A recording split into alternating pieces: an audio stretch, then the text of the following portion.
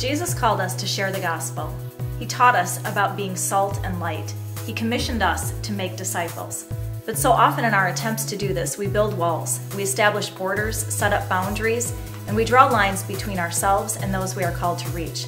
Lines of our own will, of our comfort, of safety, lines between ourselves and those who have maybe wronged or hurt us, lines that separate us from those we have determined are out of God's reach.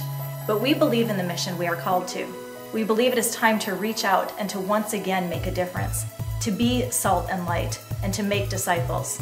And we believe it is time to demolish the walls that we have built, to cross borders, to erase boundaries, and to go outside the lines.